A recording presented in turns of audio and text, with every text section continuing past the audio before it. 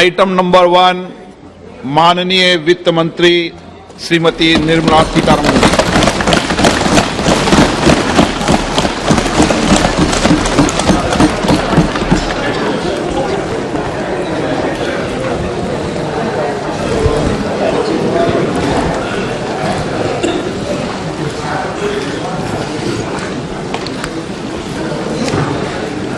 Honorable Speaker, I present the budget for 2023-2024.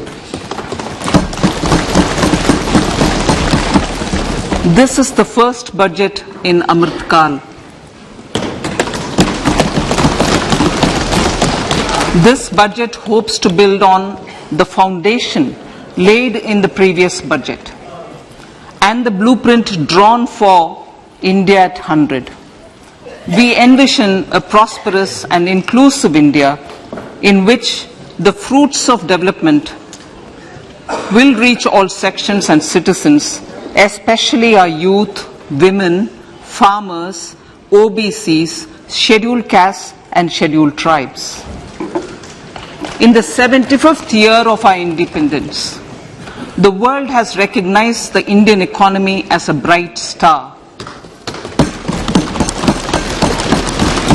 Our current year's economic growth is estimated to be at 7%. It is notable that this is the highest among all the major economies. This is in spite of the massive slowdown globally caused by COVID-19 and the war. The Indian economy is therefore on the right track and despite a time of challenges, heading towards a bright future.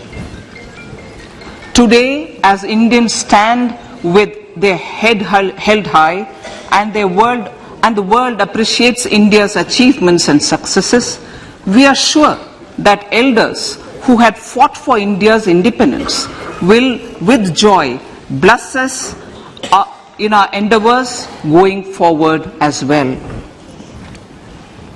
Our focus on wide-ranging reforms and sound policies implemented through Sabka Prayas, resulting in Jan Bhagidari and targeted support to those in need, helped us perform well in trying times. India's rising global profile is because of the several accomplishments: unique world-class digital public infrastructure, example Aadhaar, CoWIN and UPI, COVID vaccination drive in unparalleled scale and speed, proactive role in frontier areas such as achieving the climate-related goals, Mission Life and National Hydrogen Mission. During the COVID-19 pandemic, we ensured that no one goes to bed hungry with a scheme to supply free food grains to over 80 crore persons for 28 months. Continuing our commitment to ensure food and nutritional security, we are implementing from 1st January 2023 a scheme to supply free food grain to all Antyodaya and priority households for the next 1 year.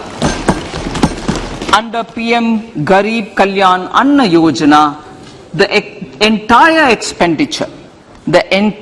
expenditure of about 2 lakh crore will be borne by the central government. In these times of global challenges, the G20 presidency gives us a unique opportunity to strengthen India's role in the world economic order. With the theme of Vasudhaiva Kutumbakam, we are steering an ambitious people-centric agenda to address global challenges and to facilitate sustainable economic development. The government's efforts since 2014 have ensured for all citizens a better quality of life and life of dignity. The per capita income has more than doubled to 1.97 lakh rupees. In these 9 years, the Indian economy has increased in size from being 10th to 5th largest in the world. We have significantly improved our position as well as a well-governed and innovative country with a conducive environment for business as reflected in several global indices. We have made a significant progress in many sustainable development goals. The economy has become a lot more formalized as reflected in the EPFO membership, more than doubling to 27 crore and rupees 7,400 crore digital payments of 126 lakh crore rupees through UPI in 2022. The efficient implementation of many schemes with universalization of targeted benefits has resulted in inclusive development. Some of the schemes are 11.7 crore household toilets under Swachh Bharat mission, which is achieved, 9.6 crore LPG connections under Ujjwala,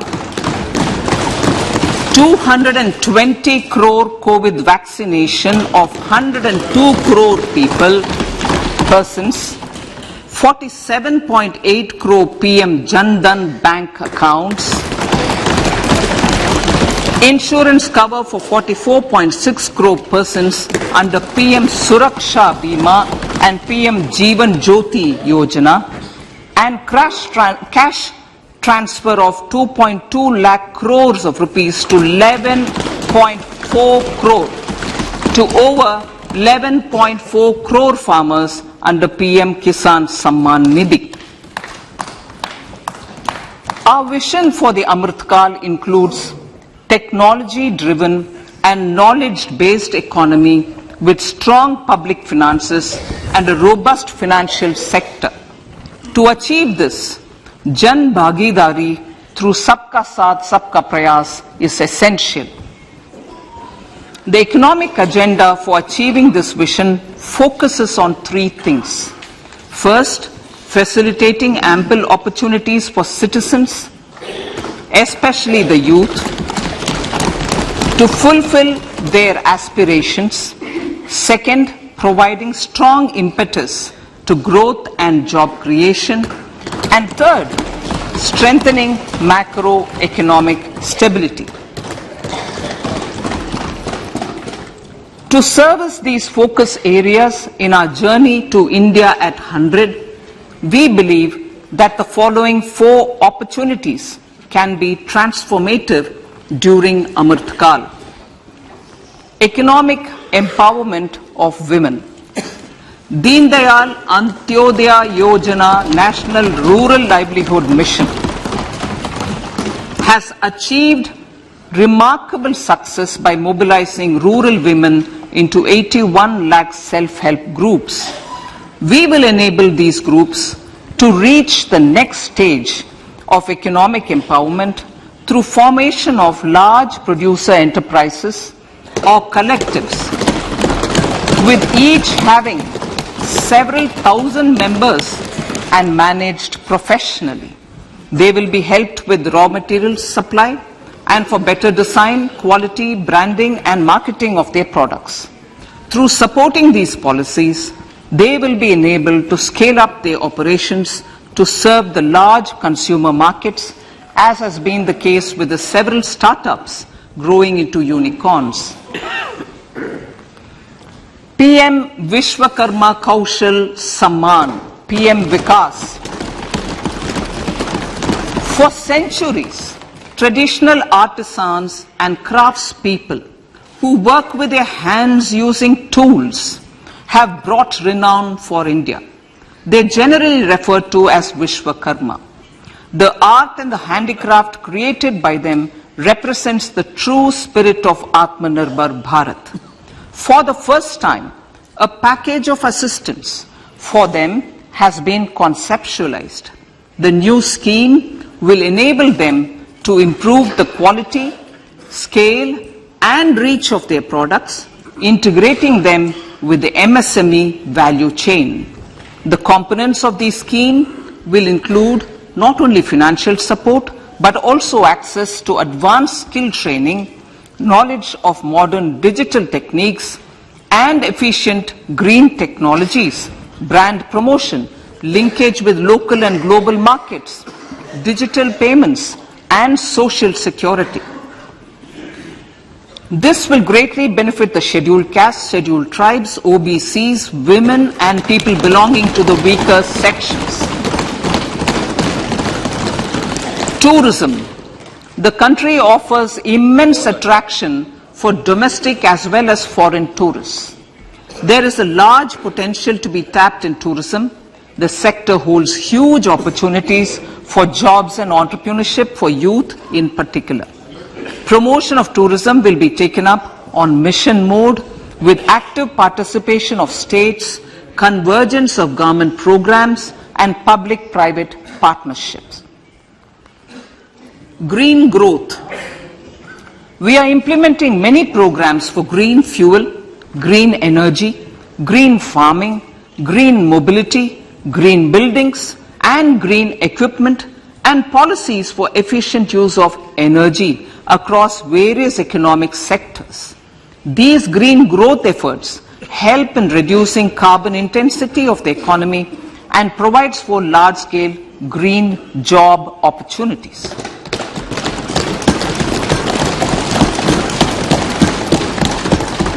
Priorities of this budget. The budget adopts the following 7 priorities. They complement each other and act as the Saptarishi guiding us through the Amritkal.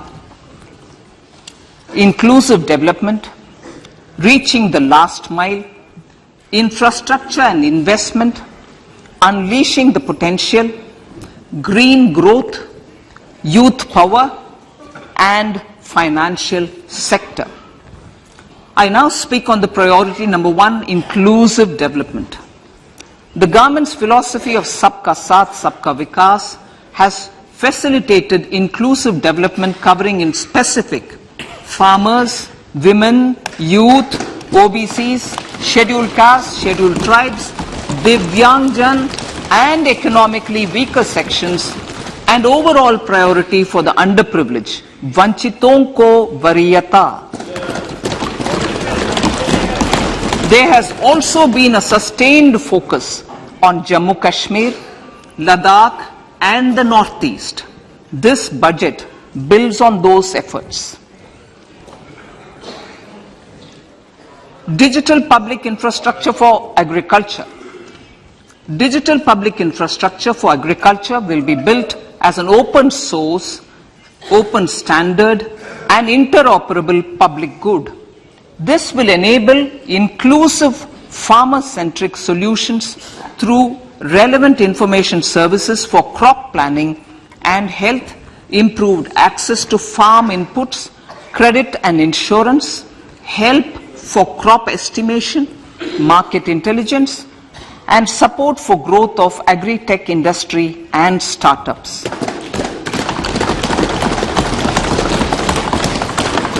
An agriculture accelerator fund.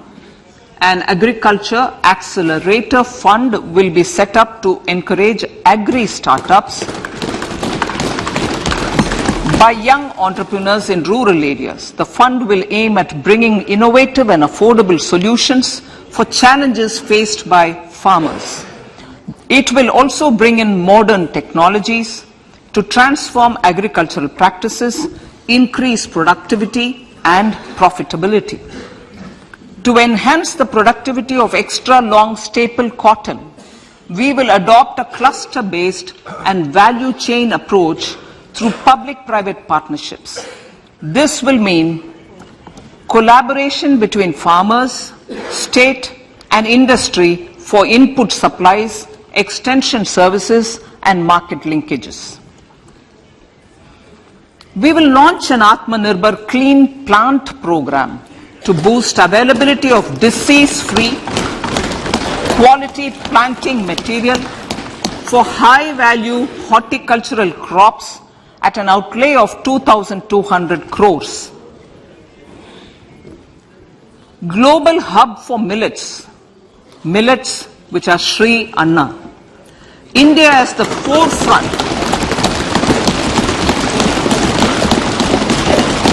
India is at the forefront of popularizing millets, whose consumption furthers nutrition, food security, and welfare of farmers, said the Honorable Prime Minister. We are the largest producer and second largest exporter of Sri Anna in the world. We grow several types of Sri Anna, such as Sri Anna Jowar, Sri Anna Ragi, Sri Anna Bajra, Sri Anna Kutu, Ramdana, Kangni, Kutni, Kutki, Kodo, China, and Sama. These have a number of health benefits and have been an integral part of our food for centuries. I acknowledge with pride the huge service done by small farmers in contributing to the health of fellow citizens by growing these Sri Anna. Now, to make India a global hub for Sri Anna, the Indian Institute of Millet Research, ideally Indian Institute of the Sri Anna Research, Hyderabad, will be supported as the center of excellence for sharing best practices, research, and technologies at the international level. The agricultural credit target will be increased to 20 lakh crores with focus on animal husbandry, dairy, and fisheries. We will launch a new sub-scheme of PM Matsya Sampada Yojana, which is an existing scheme, but we'll launch a new sub-scheme with targeted investment of 6,000 crores to further enable activities of fishermen, fish vendors, and micro and small entrepreneurs, improve value chain efficiencies, and expand the market. For farmers, especially small and marginal farmers and other marginalized sections, the government is promoting cooperative-based economic development model. A new Ministry of Cooperation was formed with a mandate to realize the vision of Sahkar Se Samriddhi. To realize this vision, the government has already initiated computerization of 63,000 primary agricultural credit societies with an investment of 2,516 crores. In consultation with all the stakeholders and the states, model bylaws for PACS were formulated, enabling them to become multi-purpose PACS. A national cooperative database is being prepared for countrywide mapping of cooperative societies. With this backdrop, we will implement a plan to set up massive decentralized storage capacity.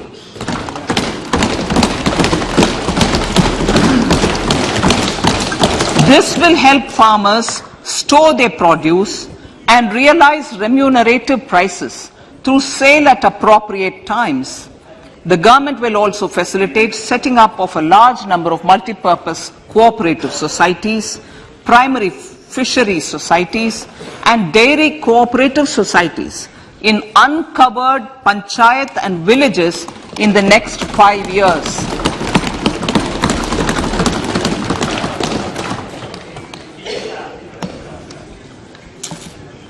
Health, education, and skilling.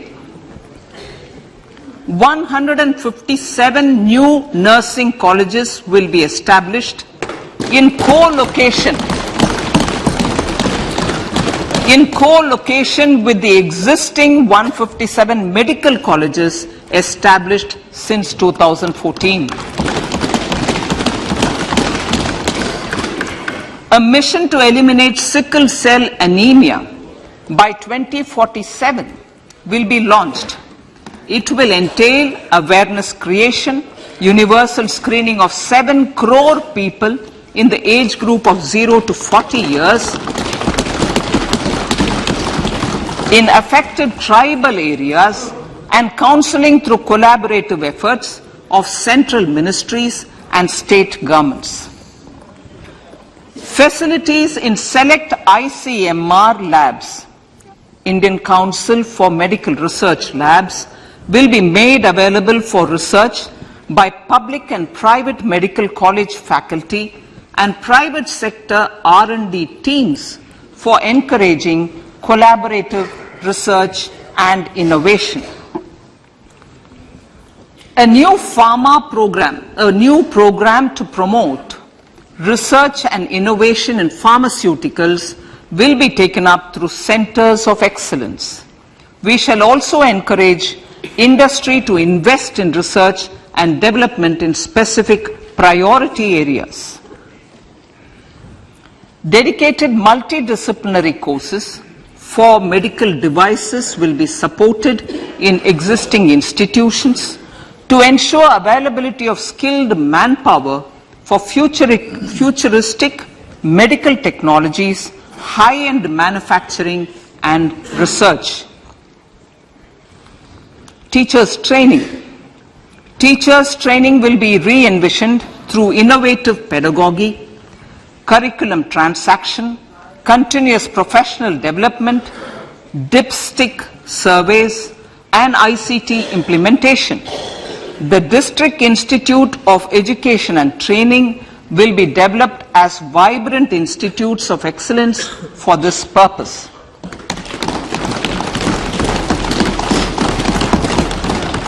National Digital Library for Children and Adolescents.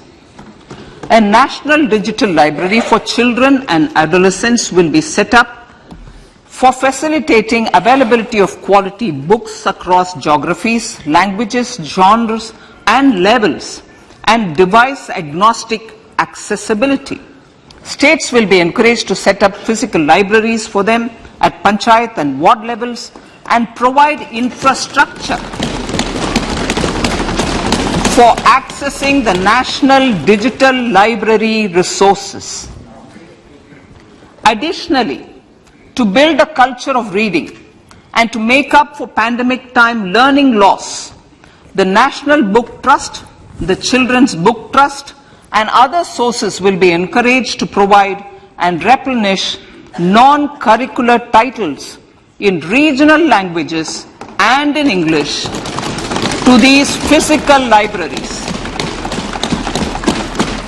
Collaboration with NGOs that work in literacy will also be a part of this initiative to inculcate financial literacy.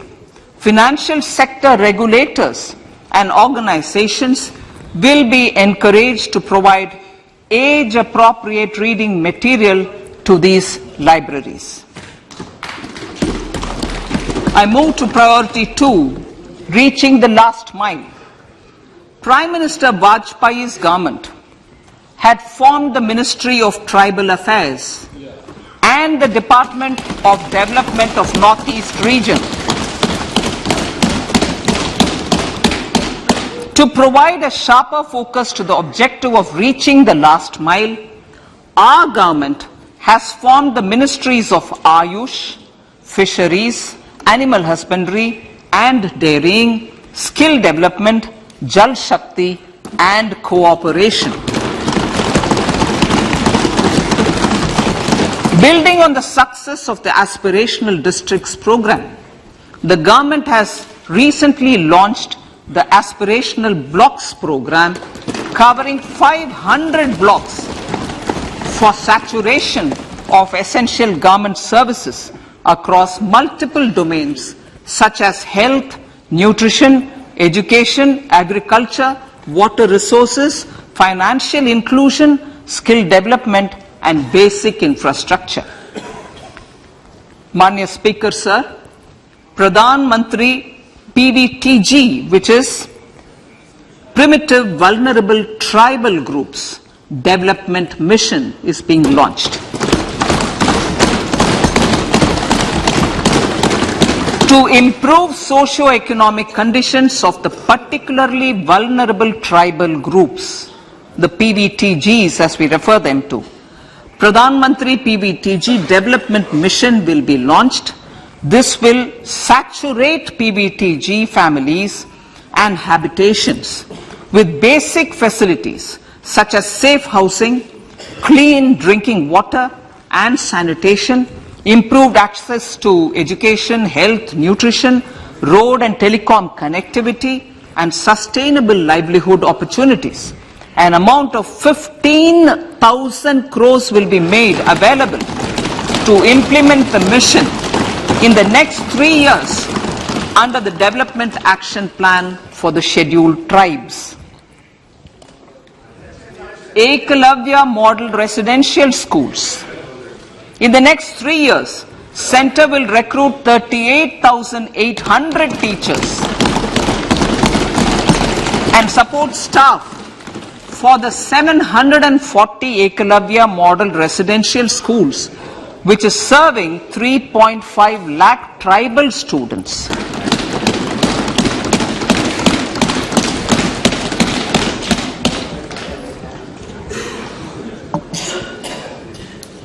In the drought-prone central regions of Karnataka, central assistance of 5,300 crore will be given to Upper Bhadra project to provide sustainable micro-irrigation and filling up of surface tanks for drinking water. PM Awas Yojana. The outlay for PM Awas Yojana is being enhanced by 66% to over 79,000 crores. Bharat Shared Repository of Inscriptions will be set up in a digital epigraphy museum with digitization of 1 lakh ancient inscriptions in the first stage. Support for poor prisoners. For poor persons who are in prisons and unable to afford the penalty or the bail amount, required financial support will be provided. Priority number 3, infrastructure and investment. Investments in infrastructure and productive capacity have a large multiplier impact on growth and employment. After the subdued period of the pandemic, private investments are growing again. The budget takes the lead once again to ramp up the virtuous cycle of investment and job creation. Honorable Speaker, sir, the capital investment outlay is being increased steeply for the 3rd year in a row by 33% to 10 lakh crores, which would be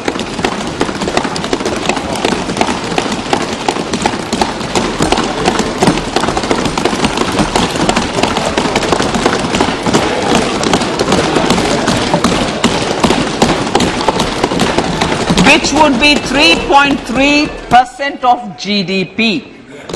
This will almost be 3 times the outlay made in 2019-20.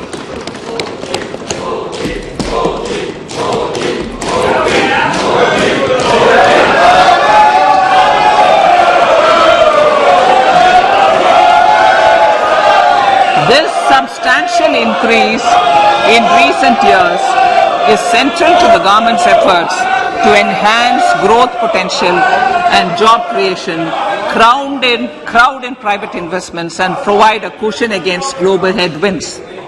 The direct capital investment by the centre is complemented by the provision made for creation of capital assets through grants and aids to state. The effective capital expenditure of the centre is budgeted at 13.7 lakh crore rupees, which will be 4.5% of GDP. Support to state governments for capital investment. I have decided to continue the 50-year interest-free loan to state governments for 1 more year to spur investment in infrastructure and to incentivize them for complementary policies actions with a significantly enhanced outlay of 1.3 lakh crores.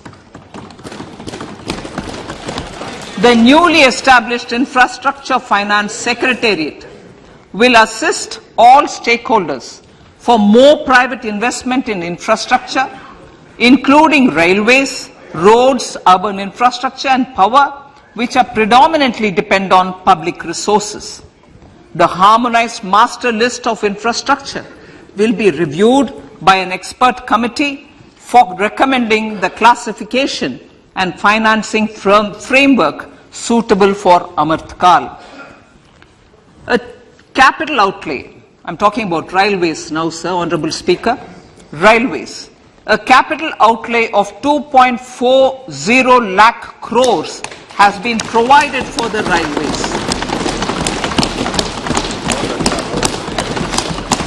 This is the highest ever outlay this highest ever outlay is about 9 times the outlay made in 2013-14. 100 critical transport infrastructure projects for last and first mile connectivity for ports, coal, steel, fertilizer and food grain sectors have been identified. They will be taken up on priority with investment of 75,000 crores, including 15,000 crore from private sources. 50 additional airports, heliports, water aerodromes and advanced landing grounds will be revived for improving regional air connectivity.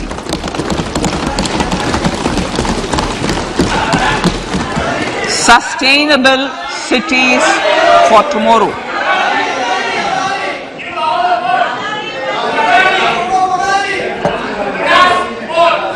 States and cities will be encouraged to undertake urban planning reforms and actions to transform our cities into sustainable cities of tomorrow. This means efficient use of land resources, adequate resources for urban infrastructure, transit-oriented development, enhanced availability and affordability of urban land and opportunities for all. Through property tax governance reforms and ring-fencing user charges on urban infrastructure, cities will be incentivized to improve their creditworthiness for municipal bonds. Like the RIDF, an Urban Infrastructure Development Fund will be established through use of priority sector lending shortfall.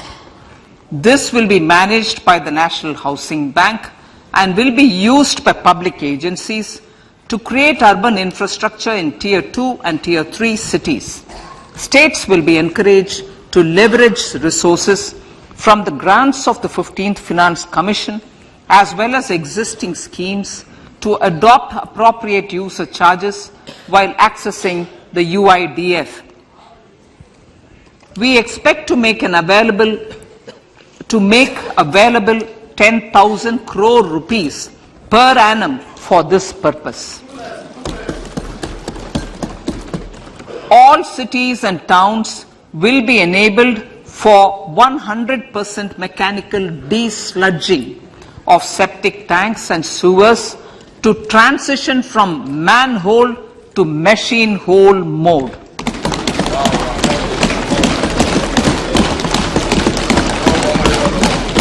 Enhanced focus will be provided for scientific management of dry and wet waste. Honorable Speaker, sir, our Prime Minister had said, good governance is the key to a nation's progress. Our government is committed to providing a transparent and accountable administration which works for the betterment and welfare of common citizens. Mission Karma Yogi. Under Mission Karma Yogi, Center, states and the union territories are making and implementing capacity building plans for civil servants. The government has also launched an integrated online training platform, I Got Karma Yogi, to provide continuous learning opportunities for lakhs of government employees to upgrade their skills and facilitate people-centric approach. Sir, for enhancing ease of doing business, more than 39,000 compliances have been reduced and more than 3,400 legal provisions have been decriminalized. For furthering the trust-based governance, we have introduced the Jan Vishwas Bill to amend 42 central acts. This budget proposes a series of measures to unleash the potential of our economy. Centers of Excellence for Artificial Intelligence. For realizing the vision of Make AI in India and Make AI Work for India, 3 Centers of Excellence for Artificial Intelligence will be set up in top educational institutions. Leading industry players will partner in conducting interdisciplinary research, develop cutting-edge applications, and scalable problem solutions in the areas of agriculture, health, and sustainable cities. This will galvanize an effective AI ecosystem and nurture quality human resources in the field. National Data Governance Policy.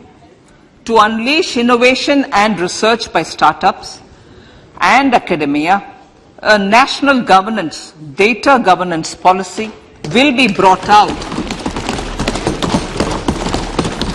This will enable access to anonymized data. The KYC process will be simplified, adopting a risk-based instead of one-size-fits-all approach. The financial sector regulators will also be encouraged to have a KYC system fully amenable to meet the needs of digital India. One-stop solution for identity and address updating. A one-stop solution for reconciliation and updating of identity and address of individuals maintained by various government agencies, regulators, and regulated entities will be established using DigiLocker service and Aadhaar as foundational identity. Speaker, sir, common business identifier. For the business establishments required to have a permanent account number, the PAN will be used as the common identifier for all digital systems of specified government agencies. This will bring ease of doing business and it will be facilitated through a legal mandate. For obviating the need for separate submission of same information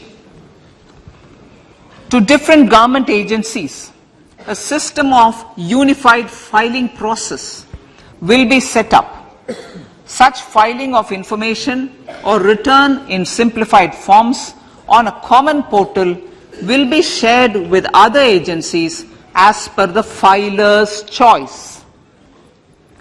Vivad Se Vishwas 1. Relief for MSMEs. In cases of failure by MSMEs to execute contracts during the COVID period, 95% of the forfeited amount relating to the bid or performance security will be returned to them by government and government undertakings. This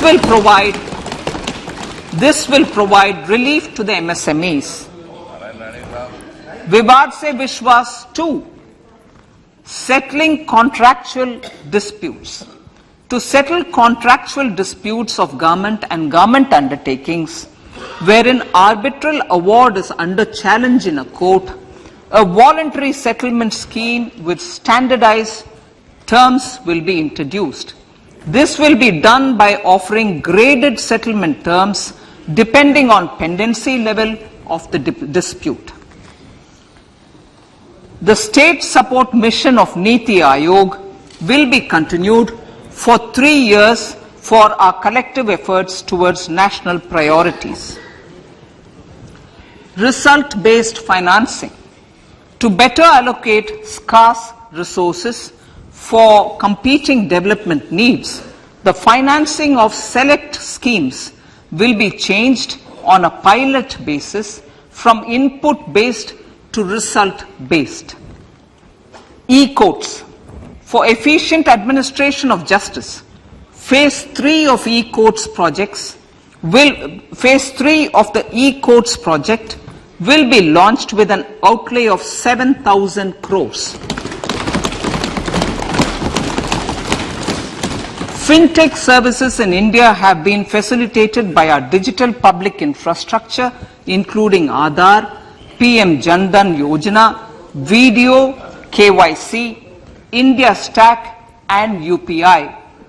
To enable more fintech innovative services, the scope of documents available in DigiLocker for individuals will be expanded.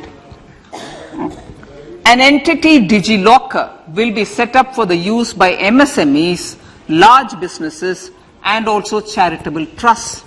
This will be towards storing and sharing documents online securely whenever needed with various authorities, regulators, banks, and other business entities. 5G services. 100 labs for developing applications using 5G services will be set up in engineering institutions.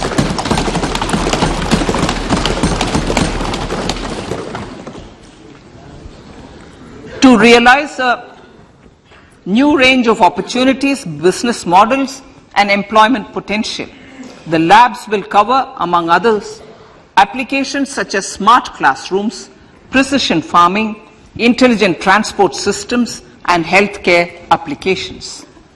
Lab-grown diamonds. Lab-grown diamonds is a technology and innovation-driven emerging sector with high employment potential.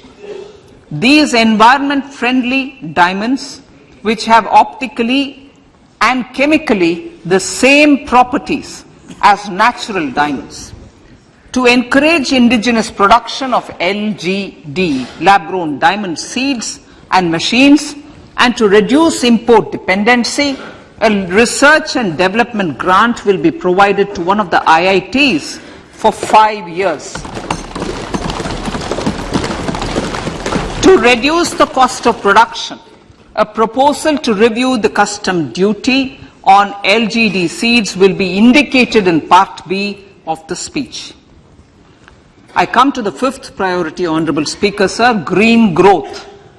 Honorable Prime Minister has given a vision for life or lifestyle for environment to spur a movement of environmentally conscious lifestyle. India is moving forward firmly for the Panchamrit, the net zero carbon emission by 2070 to usher in green industrial and economic transition. This budget builds on our focus on green growth. The recently launched National Green Hydrogen Mission, with an outlay of 19,700 crores, will facilitate transition of the economy to low carbon intensity, reduce dependence on fossil fuel imports, and make the country assume technology and market leadership in this sunrise sector. Our target is to reach an annual production of 5 MMT by 2030. Energy transition. This budget provides for 35,000 crores for priority capital investment towards energy transition and net zero objectives and energy security by Ministry of Petroleum and Natural Gas. To steer the economy on sustainable development path, battery energy storage systems with capacity of 4,000 MWH will be supported with viability gap funding. A detailed framework for pumped storage projects will also be formulated. Renewable energy evacuation. The interstate transmission system for evacuation and grid integration of 13 gigawatt renewable energy from Ladakh will be constructed with investment of 20,700 crore, including central support of 8,300 crores. Green Credit Program. For encouraging behavioral change, a green credit program will be notified under the Environment Protection Act. This will incentivize environmentally sustainable and responsive actions by companies, individuals and local bodies, and help mobilize additional resources for such activities. PM Program for Restoration, Awareness, Nourishment and Amelioration of Mother Earth, PM Pranam, will be launched to incentivize states and union territories to promote alternative fertilizers and balanced use of chemical fertilizers. Go Bardhan Scheme. 500 new waste to wealth plants under Go Bardhan, galvanizing organic bio-agro resources done. Go Bardhan scheme will be established for promoting circular economy. These will include 200 compressed biogas plants, including 75 plants in urban areas and 300 community or cluster-based plants at a total investment of 10,000 crores. I will refer to this in Part B also. In due course, a 5% CBG mandate will be introduced for all organizations marketing natural and biogas. For collection of biomass and distribution of biomanure, appropriate fiscal support will also be provided. Bharatiya Prakritik Kheti Bio Input Resource Centers. Over the next 3 years, we will facilitate 1 crore farmers to adopt natural farming. For this, Honorable Speaker, 10,000 bio input resource centers will be set up, creating a national level distributed micro fertilizer and pesticide manufacturing network.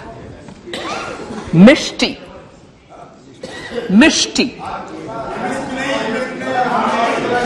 Building on India's success in afforestation, mangrove initiative for shoreline habitats and tangible incomes, Mishti, will be taken up for mangrove plantation along the coastline and on salt pan lands wherever feasible through convergence between Manrega, Campa, Fund and other sources. Amrit Dharohar. Wetlands are vital ecosystems which sustain biological diversity. In his latest Man Ki Baat, the Prime Minister said, now, I quote, now the total number of Ramsar sites in our country has increased to 75, whereas before 2014, there were only 26, unquote. Local communities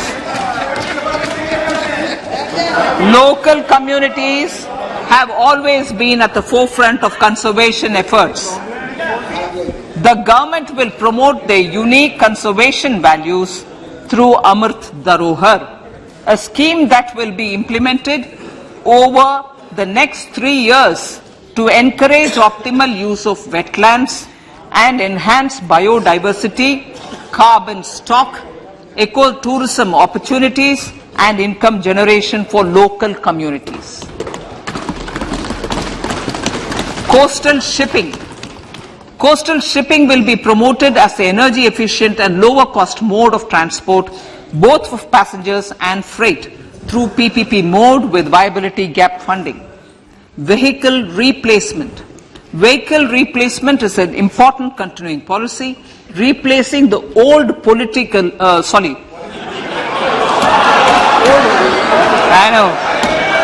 replacing, absolutely, thank you. Replacing old polluting vehicles. May be applicable, right? Replacing old polluting vehicles is an important part of greening our economy. In furtherance of the vehicle scrapping policy mentioned in Budget 21-22, I have allocated adequate funds to scrap old vehicles of the central government. States will also be supported in replacing old vehicles and old state ambulances. Honorable Speaker, sir, I move to priority 6, youth power. To empower our youth and help the Amrit PD realize their dreams, we have formulated the National Education Policy, which is very wide in its scope, but one of the things is also to focus on skilling, adopted economic policies that facilitate job creation at scale and have supported business opportunities. Pradhan Mantri Kaushal Vikas Yojana. Pradhan Mantri Kaushal Vikas Yojana 4.0 will be launched to skill lakhs of youth within the next 3 years. On-job training, industry partnership, and alignment of courses with needs of industry will be emphasized. The scheme will also cover new age courses for Industry 4.0 like coding, AI, robotics, mechatronics, IoT, 3D printing, drones, and other soft skills. To skill youth for international opportunities, 30 Skill India International Centers will be set up across different states. The digital ecosystem for skilling will be further expanded with the launch of a unified Skill India digital platform for enabling demand-based formal skilling, linking with employers including MSMEs, and facilitating access to entrepreneurship schemes. To provide stipend support to 47 lakh youths in 3 years, direct benefit transfer under a pan-India national apprenticeship promotion scheme will be rolled out. Tourism. Honorable Speaker, sir, with an integrated and innovative approach, at least 50 destinations will be selected through challenge mode. In addition to aspects such as physical connectivity, virtual connectivity, tourist guides, high standards for food streets, and tourist security, all the relevant aspects would be made available on an app to enhance tourist experience. Every destination would be developed as a complete package. The focus of development of tourism would be on domestic as well as foreign tourists.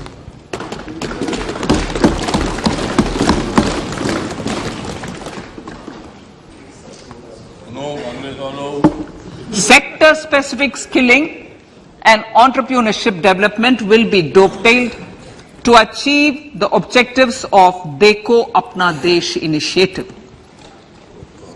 This was launched as an appeal by the Honorable Prime Minister to the middle class to prefer domestic tourism over international tourism. The integrated development of theme-based tourist circuits, the Swadesh Darshan scheme, was also launched. Under the Vibrant Villages program, tourism infrastructure and amenities will be facilitated in border villages. Unity Mall. States will be encouraged to set up a Unity Mall in their state capital or most prominent tourism center or the financial capital for promotion and sale of their one district, one product and GI products and other handicraft products, and for providing space for such products of all other states as well. Sir, priority number 7, financial sector. Our reforms in the financial sector and innovative use of technology have led to financial inclusion at scale, better and faster service delivery, ease of access to credit and participation in financial markets. This budget proposes to further these measures. Credit guarantee for MSMEs. Last year, I proposed revamping of the credit guarantee scheme for the MSMEs. I am happy to announce that the revamped scheme will take effect from 1st April 2023 through infusion of 9,000 crores in the corpus.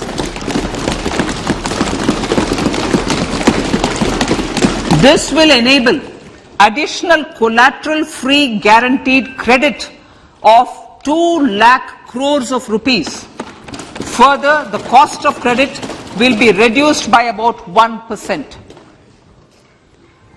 A national financial information registry will be set up to serve as a central repository of financial and ancillary information.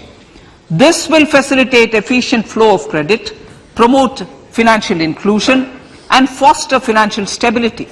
A new legislative framework will govern this credit public infrastructure and will be designed in consultation with the RBI.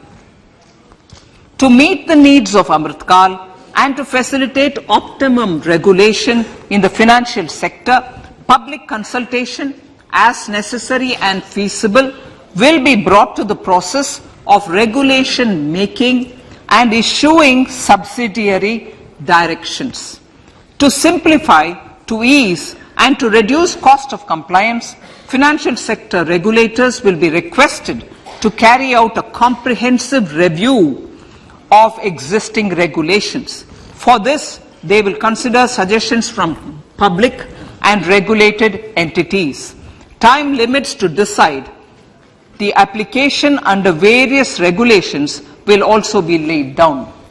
Honorable Speaker, sir, to enhance business activities in GIFT IFSC, the following measures will be taken. Delegating powers under the SEZ Act to the IFSCA to avoid dual regulation. Setting up a single window IT system for registration and approval of IFSCA, SEZ authorities, GSTN, RBI, SEBI, and IRDAI. Permitting acquisition financing by IFSC banking units of foreign banks. Establishing a subsidiary of Exim Bank for trade refinancing. Amending IFSCA Act for statutory provisions for arbitration, ancillary services, and avoiding dual regulation under the SEZ Act, and recognizing offshore derivative instruments as valid contracts. Honorable Speaker, sir, data embassy. For countries looking for digital continuity solutions, we will facilitate setting up of their data embassies in GIFT IFSC.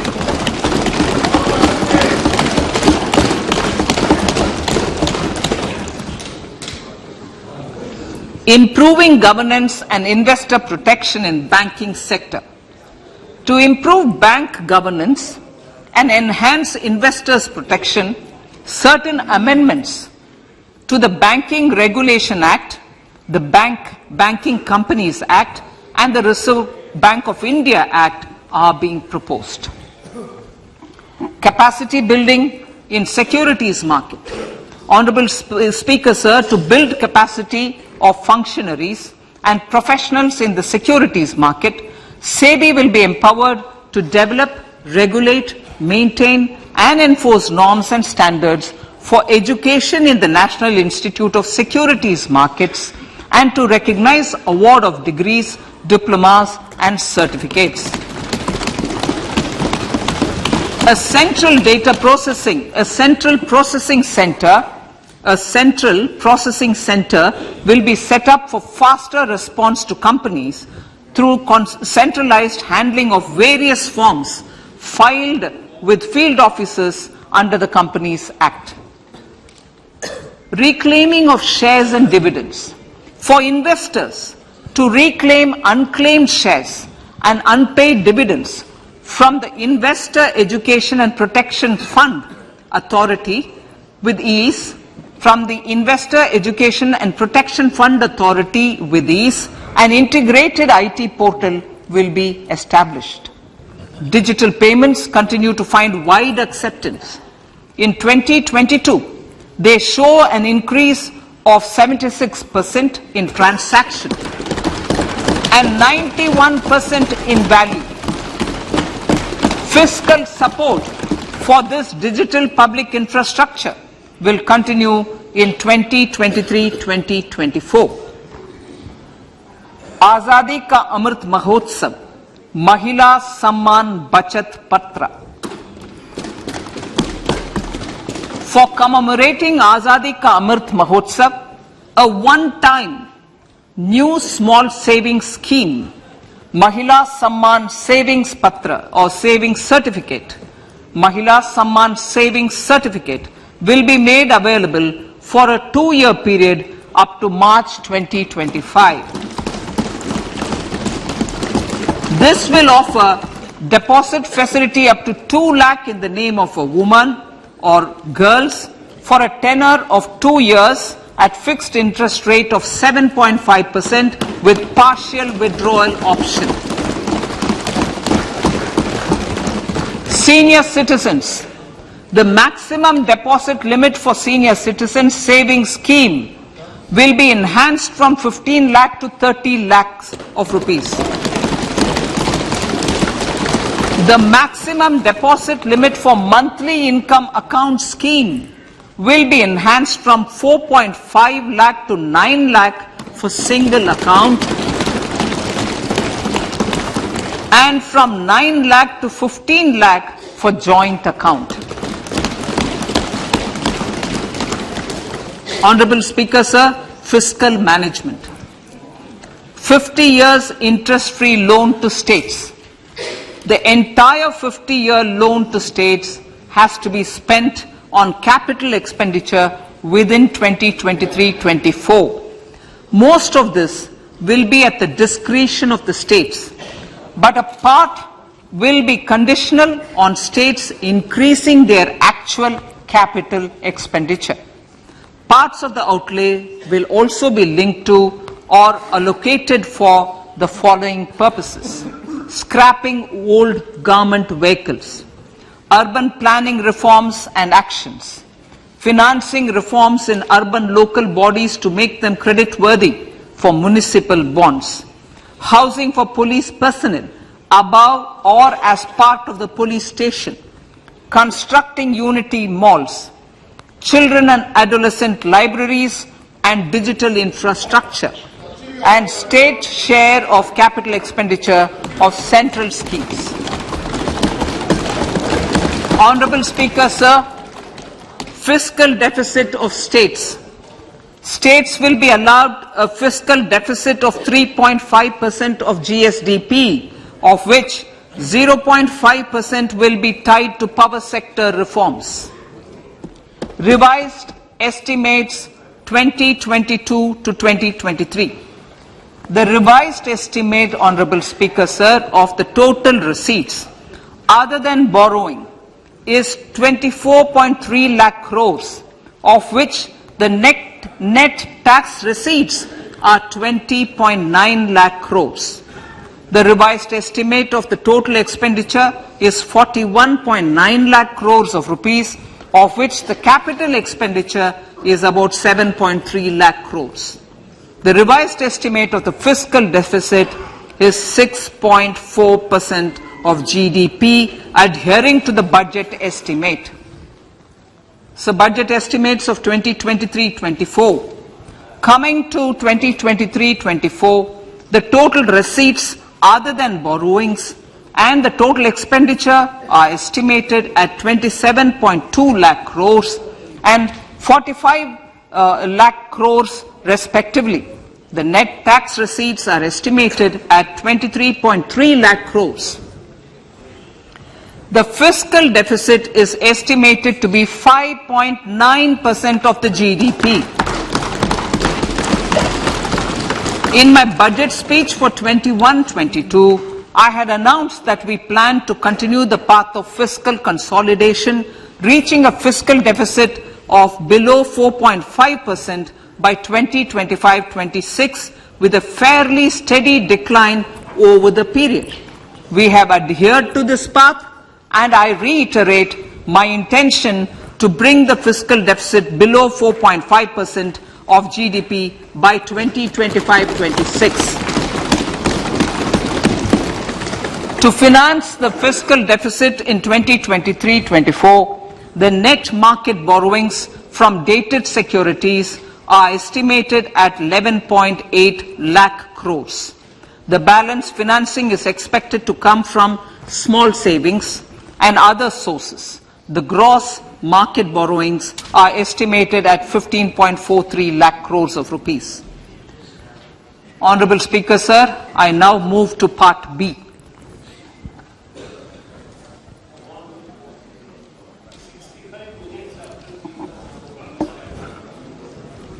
Indirect taxes. My indirect tax proposals will aim to promote exports, boost domestic manufacturing, enhance domestic value addition, encourage green energy and mobility. A simplified tax structure with fewer tax rates helps in reducing compliance burden and improving tax administration. I propose to reduce the number of basic customs duty rates on goods other than textiles and agriculture from 21 to 13. As a result, there are minor changes in the basic custom duties, cesses and surcharges on some items including toys, bicycle, automobiles and naphtha. Green mobility. To avoid cascading of taxes on blended compressed natural gas, I propose to exempt excise duty on GST paid compressed biogas contained in it. To further provide impetus to green mobility, customs duty exemptions is being extended to import of capital goods and machinery required for manufacture of lithium-ion cells for batteries used in electrical vehicles as well. Electronics. As a result of various initiatives of the government, including phased manufacturing program, mobile phone production in India has increased from 5.8 crore units valued at about 18,900 crore in 2014-15 to 31 crore units valued at 2,75,000 crore in the last financial year. To further deepen domestic value addition in manufacturing of mobile phones, I propose to provide relief to customs duty. I propose to provide relief in customs duty on import of certain parts and inputs like camera lens and continue the concessional duty on lithium-ion cells for batteries for another year. Similarly, to promote value addition in manufacture of televisions, I propose to reduce the basic customs duty on parts of open cells of TV panels to 2.5%. Electrical. To rectify inversion of duty structure and encourage manufacturing of electric kitchen chimneys, the basic custom duty on electric kitchen chimney is being increased from 7.5% to 15%, and that on heat coils for these is proposed to be reduced from 20% to 15%. Chemicals and petrochemicals. Denatured ethyl alcohol is used in chemical industry. I propose to exempt basic customs duty on it. This will also support the ethanol blending program and facilitate an endeavor for energy transition. Basic customs duty is also being reduced on acid-grade fluorospar from 5% to 2.5% to make the domestic fluorochemicals industry competitive. Further, the basic customs duty on crude glycerin for use in manufacture of epichlorohydrin is proposed to be reduced from 7.5% to 2.5%.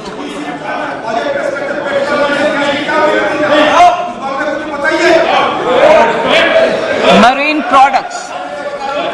In the last financial year, marine products recorded the highest export growth, benefiting farmers in the coastal states of the country. To further enhance the export competitiveness of marine products, particularly shrimps, duty is being reduced on key inputs for domestic manufacture of shrimp feed. India is a global leader, as I said in Part A, in cutting and polishing of natural diamonds, contributing about 3/4 of the global turnover by value. With the depletion of deposits of natural diamonds, the industry is moving towards lab-grown diamonds, and it holds huge promise. To seize this opportunity, I propose to reduce the basic customs duty on seeds used in their manufacture. Custom duties on dore or doré and bars of gold and platinum were increased earlier this fiscal. I propose to increase the duties on articles made therefrom to enhance the duty differential. I also propose to increase the import duty on silver doors, bars and articles to align them with that on gold and platinum. To facilitate availability of raw materials for the steel sector, exemptions from basic custom duty on raw materials for manufacture of CRGO steel, ferrous scrap and nickel cathode is being continued. Similarly, the concessional BCD of 2.5% on copper scrap is also being continued to ensure the availability of raw materials for secondary copper producers who are mainly in the MSME sectors. Compounded rubber. The basic custom duty rate on compounded rubber is being increased from 10% to 25% or 30 kg, whichever is lower, at par with that of natural rubber other than latex, to curb circumvention of duty. Cigarettes. National calamity contingent duty on specified cigarettes was last revised 3 years ago. This is proposed to be revised upwards by about 16%. Direct taxes. I now come to my direct tax proposals. Honourable Speaker, these proposals aim to maintain continuity and stability of taxation, further simplify and rationalize various provisions to reduce the compliance burden, promote the entrepreneurial spirit and provide tax relief to citizens. It has been constant endeavour of the Income Tax Department to improve taxpayers' services by making compliance easy and smooth. Our taxpayers portal received a maximum of 72 lakh returns in a day, processed more than 6.5 crore returns this year. Average processing period reduced from 93 days in financial year 13-14 to 16 days only now. And 45% of the returns were processed within 24 hours. We intend to further improve this, roll out the next generation common IT return form for taxpayer convenience, and also plan to strengthen the grievance redressal mechanism. MSMEs and professionals. MSMEs are growth engines of our economy. Micro enterprises with turnover up to 2 crore of rupees and certain professionals with turnover of up to 50 lakh rupees can avail the benefit of presumptive taxation. I propose to provide enhanced limits of 3 crore and 75 lakh respectively to the taxpayers whose cash receipts are no more than 5%, whose cash receipts are no more than 5%. Moreover, to support MSMEs in timely receipt of payments, I propose to allow deduction for expenditure incurred on payments made to them only when payment is actually made. Cooperation. Cooperation is a value to be cherished. In realizing our Prime Minister's goal for Sehkar Se Samriddhi and his resolve to connect the spirit of cooperation with the spirit of Amrit Kal, in addition to the measures proposed in Part A, I have a slew of proposals for the cooperation sector. First, new cooperatives that commence manufacturing activities till 2024, 31st March, shall get the benefit of a lower tax rate of 15%, as is presently available to new manufacturing companies. Secondly, I propose to provide an opportunity to sugar cooperatives to claim payments made to sugarcane farmers for the period prior to the assessment year 2016-17 as expenditure. This is expected to provide them a relief of almost 10,000 crores. Thirdly, I am providing a higher limit of 2 lakh per member for cash deposits to loans in cash by primary agricultural cooperative societies and primary cooperative agriculture and rural development banks. I repeat that. Thirdly, I am providing a higher limit of 2 lakh per member for cash deposits to and loans in cash by primary agricultural cooperative societies and primary cooperative agricultural and rural development banks. Similarly, a higher limit of 3 crore for TDS on cash withdrawal is being provided to cooperative societies. Startups.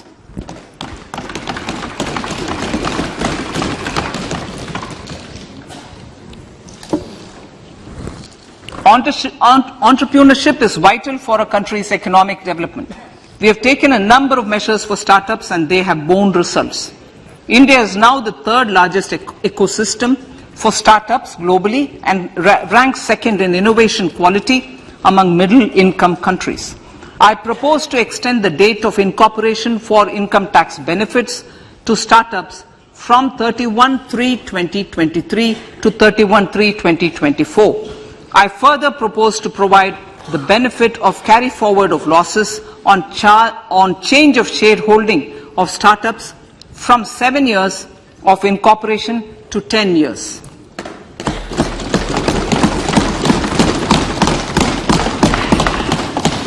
To reduce the pendency of appeals at commissioner level, I propose to deploy about 100 joint commissioners for disposal of small appeals.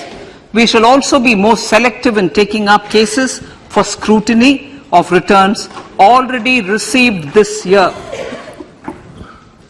Better targeting of tax concessions. For better targeting of tax concessions and exemptions, I propose to cap deduction from capital gains on investment in residential house under Section 54 and Section 54F to 10 crores. Another proposal with similar intent is to limit income tax exemption from proceeds of insurance policies with very high value. Rationalization. Honorable Speaker, sir, there are a number of proposals relating to rationalization and simplification. Income of authorities, boards and commissions set up by statutes of union or state for the purpose of housing, development of cities, towns and villages, and regulating and developing an activity or matter is proposed to be exempted from income tax.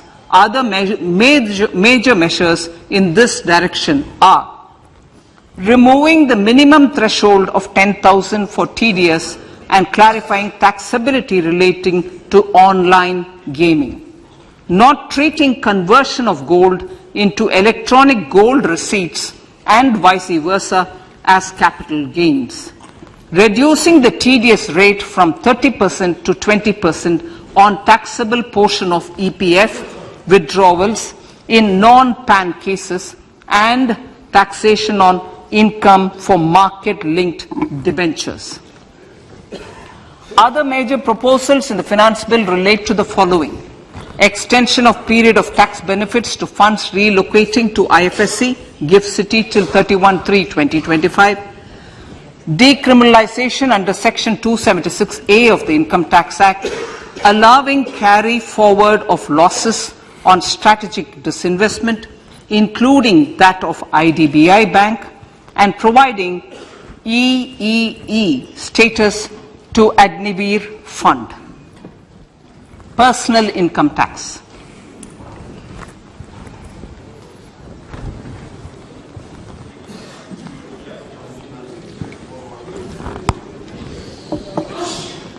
Now I come to what everyone is waiting for. Personal income tax. I have 5 major announcements to make in this regard. These primarily benefit our hard-working middle class. The first one concerns rebate. Currently, those with income up to 5 lakh do not pay any income tax in both old and new regimes. I propose to increase the rebate limit to 7 lakhs in the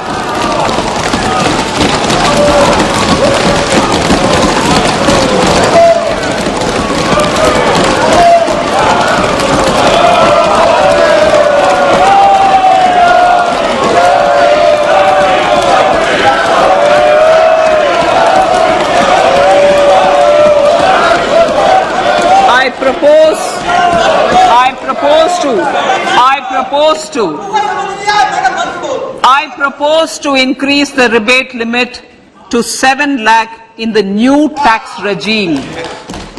Thus, persons in the new tax regime with income up to 7 lakhs will not have to pay any tax at all. The second proposal relates to middle class individuals. I had introduced in the year 2020 the new personal income tax regime with 6 income slabs starting from 2.5 lakh. I propose to change the tax structure in this regime by reducing the number of slabs to 5 and increasing the tax exemption limit to 3 lakhs. The new tax rates are 0 to 3 lakh, nil. 3 to 6 lakhs, 5%. 6 to 9 lakhs, 10%. 9 to 12 lakh, 15%. 12 to 15 lakhs, 20%. And above 15 lakhs, 30%. This will provide major relief to all taxpayers in the new regime. An individual with an annual income of 9 lakhs will be required to pay only 45,000 rupees. This is only 5% of his or her income. It is a reduction of 25% on what he or she is required to pay now. That is 60,000. So in the place of 60,000, it is now only 45,000.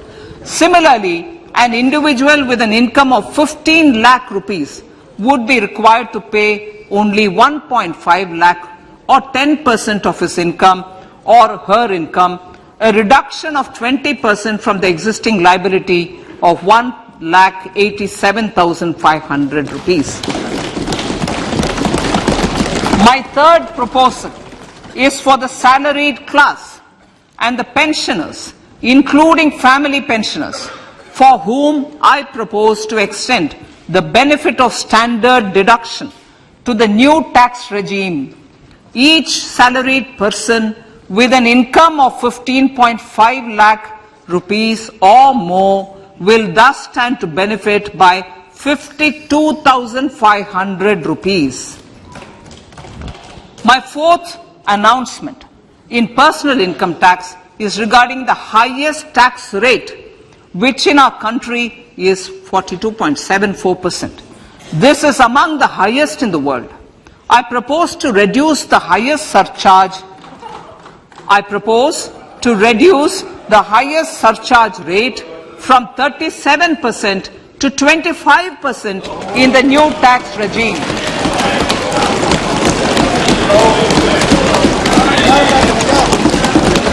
This would result in reduction of the maximum rate.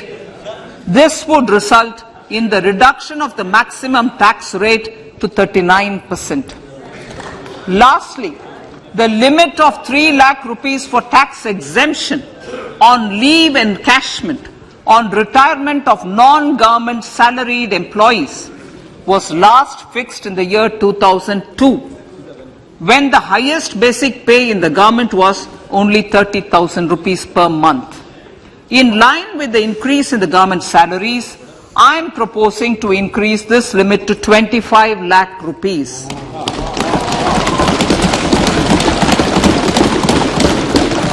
We are also making the new income tax regime as the default tax regime. However, citizens will continue to have the option to avail the benefit of the old tax regime. Apart from these, I am also making some other changes as given in the annexure. As a result of these proposals, revenue of about 38,000 crore to 37,000 crore in direct taxes and rupees 1,000 crore in indirect taxes will be foregone, while revenue of about 3,000 crore will be additionally mobilized. Thus, the total revenue foregone is about 35,000 crores annually. Honorable Speaker, sir, with these words, I commend the budget to this August House.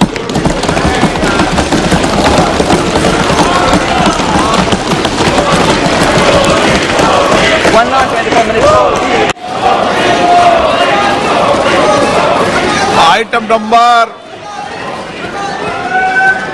1 माननीय item number 2 Shrimati Nirmala Sitharaman ji. Sir, with your permission, I lay on the table of the following statements under Section 3(1) of the Fiscal Responsibility Budget Management Act 2003, 1. Medium-term fiscal policy cum fiscal policy strategy statement and macroeconomic framework statement. माननीय सदस्यगण, जैसा कि आपको समाचार भाग 2 के माध्यम से पहले ही सूचित किया जा चुका है कि माननीय वित्त मंत्री जी के बजट भाषण की प्रतियां हार्ड कॉपी के रूप में उपलब्ध कराई गई है. आप बजट भाषण की अपनी अपनी प्रति प्रकाशन पलक से ले लें. आपको ये भी सूचित किया जाता है कि माननीय मंत्री द्वारा बजट प्रस्तुत किए जाने के पश्चात उसकी प्रतियां आपको मेंबर्स पोर्टल के माध्यम से उपलब्ध करा दी जाएगी. आइटम नंबर 3 माननीय मंत्री जी, वित्त मंत्री जी. Sir, with your permission, I rise to move for leave to introduce the Finance Bill 2023. प्रश्न ये कि विधेयक को पुनर्स्थापित करने की अनुमति प्रदान की जाए. जो सदस्य इसके पक्ष में हाँ कहें, जो सदस्य विरोध में ना कहें. मेरे विचार में निर्णय हाँ वालों के पक्ष में. माननीय मंत्री जी विधेयक को पुनर्स्थापित करें. Sir, I introduce the bill. सभा की कार्रवाई कल गुरुवार दिनांक 2 फरवरी 2023 को प्राप्त 11 बजे तक के लिए स्थगित की जाती है.